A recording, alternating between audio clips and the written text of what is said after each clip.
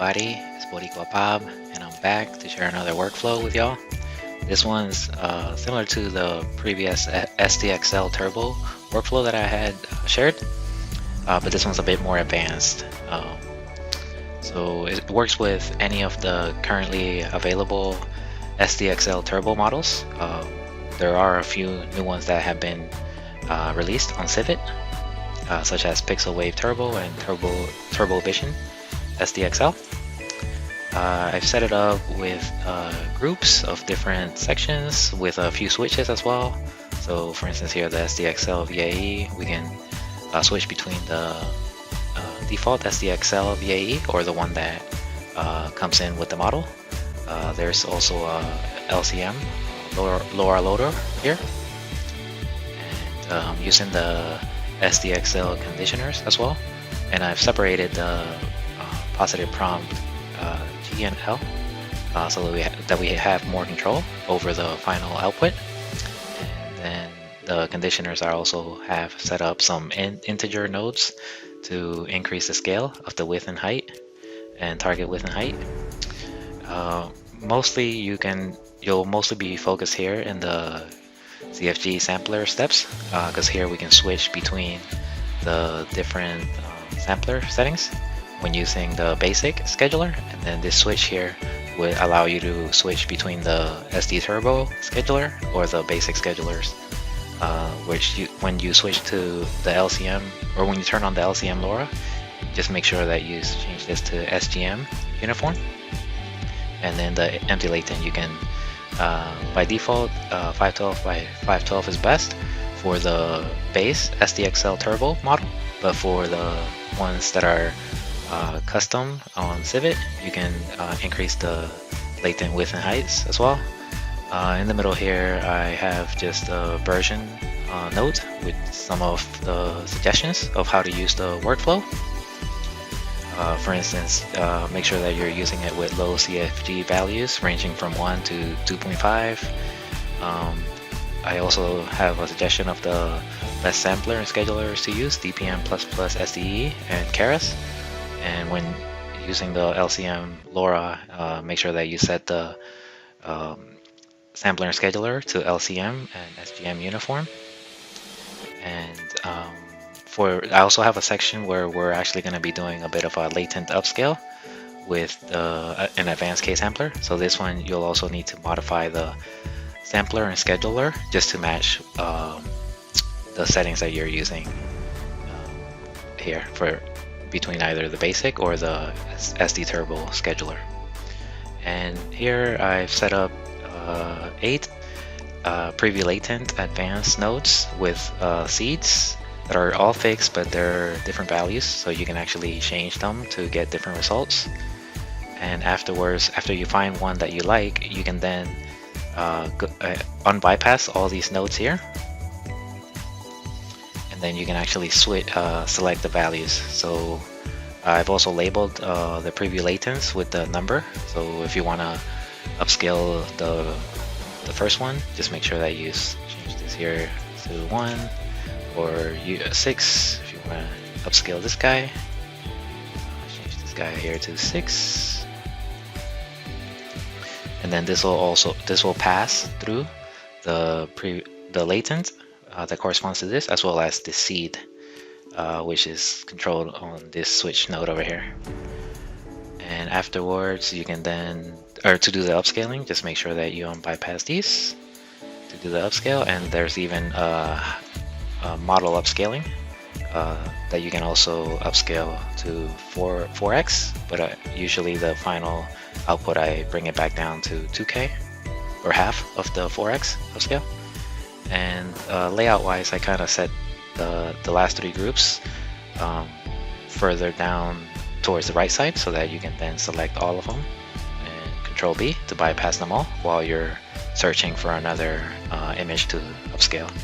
And then up here is just kind of using the sampler custom node, which is the best one to use with the SDXL Turbo models. And the node, I actually just made it really big and just covered up all the noodles that are behind here.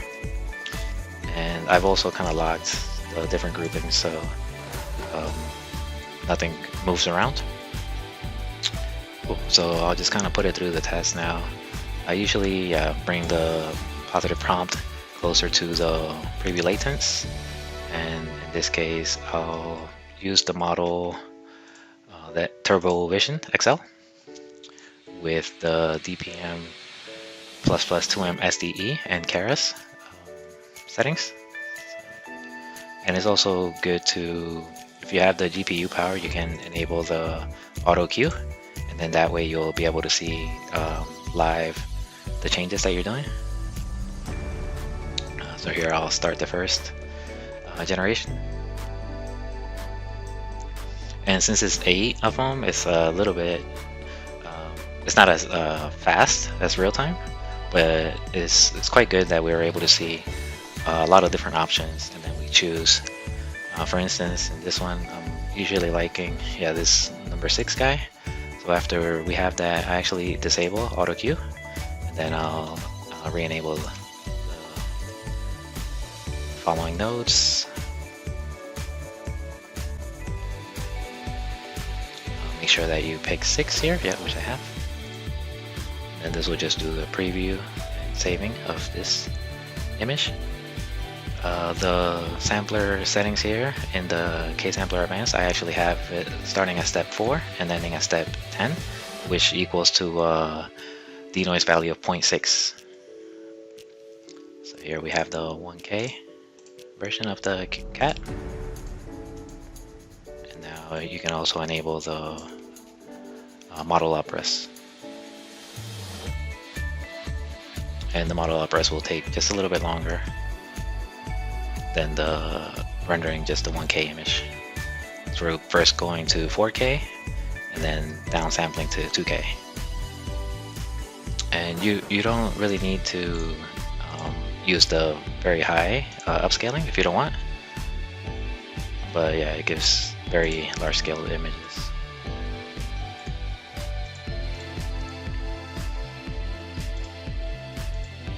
Cool.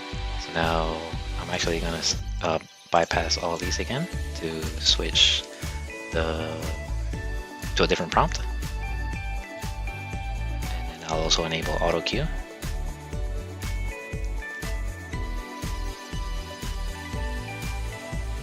So let's change it to a dog now.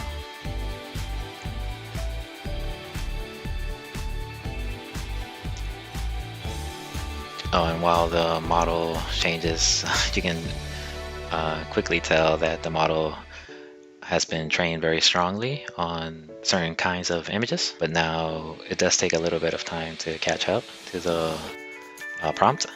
So here now we're seeing the dogs coming through. And here I'll change to a photo of a man in a futuristic cyberpunk outfit, and the schedulers, I'm still using the basic scheduler and sampler DPM ++ 2M SDE and Keras with 5 steps, just because 5 steps I found are decent enough quality for the Turbo Vision SDXL model. Very cool. So from this batch, I'm liking number 6 again, and number 7 are pretty cool. So now I'll just turn off auto queue and then go through the upscaling as well again. You can just enable all, and then it'll just go through all of them on one pass. I also have a bit of sharpening happening here as well. Very cool. And the max steps that I'm using is a total of 10 steps.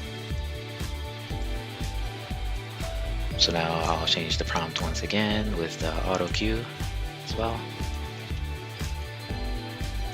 Photo of a monkey in a futuristic cyberpunk outfit. And for the preview latents to show the high resolution images, you'll need to also make sure that you have the TAESD SDXL model in your VAE approximation folder for Comfy, or else it'll just be a quite tiny square here. Disable the auto queue. I'm liking number 4, it's looking pretty cool, so I'll upres that one. Make sure you change here to number 4. Make sure you unbypass the VAE, the code as well here. Cool, very cool. Yeah, since the VAE was bypassed, I'll just queue prompt again and it'll kind of save the pre-images. So now I'll just give another test using the, or yeah, let's actually bump up the resolution here.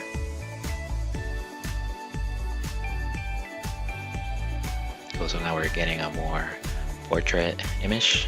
This one's pretty cool. Number 4 again. I like the outfit that he's wearing.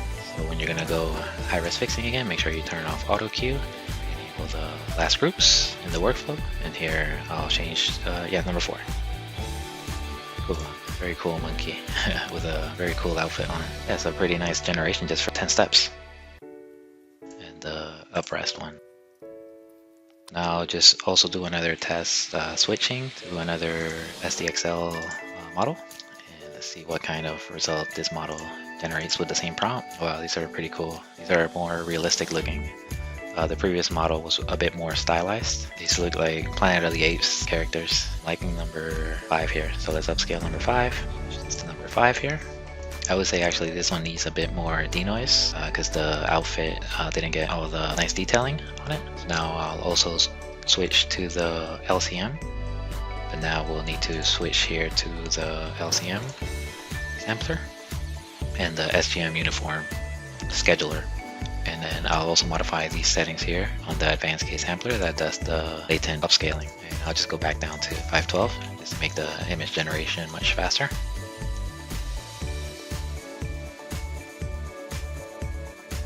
Very cool from this batch. Number 6 looks pretty cool. Let's upscale that one. So I could use a bit more sampling steps. Let's actually go up to 12 to get a 0.58 denoise value. Yeah, slightly better.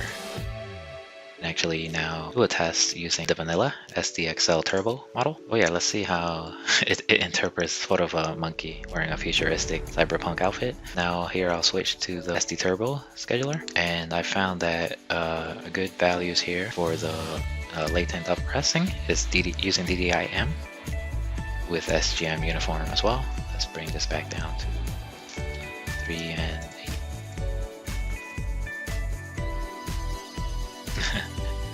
Well, this is actually using 2 steps, so I think I'll just go up one more step to get a bit more detail in them. Let's continue, maybe 4 will be better. Yeah, this is a bit more detailed. Out of this batch, I think number 4 looks pretty cool just because he has those yellow shoulder pads.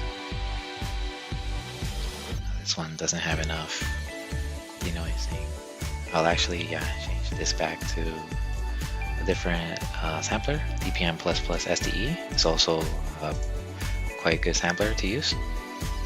And let's bump it up to 10 steps and starting at 4 to have a 60% denoise. And actually that's not working. Let's actually try now Euler with normal. Oh, I know what's happening here.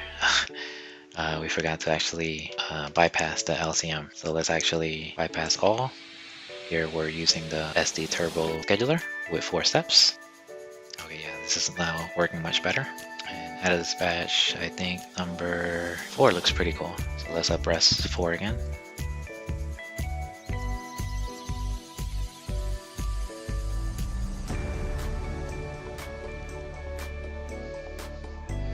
And yeah, if you leave active on and bypass the last group of nodes, it'll just continue to do its uppressing.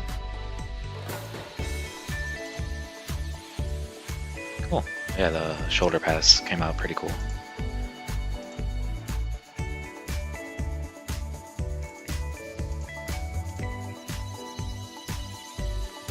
Very cool.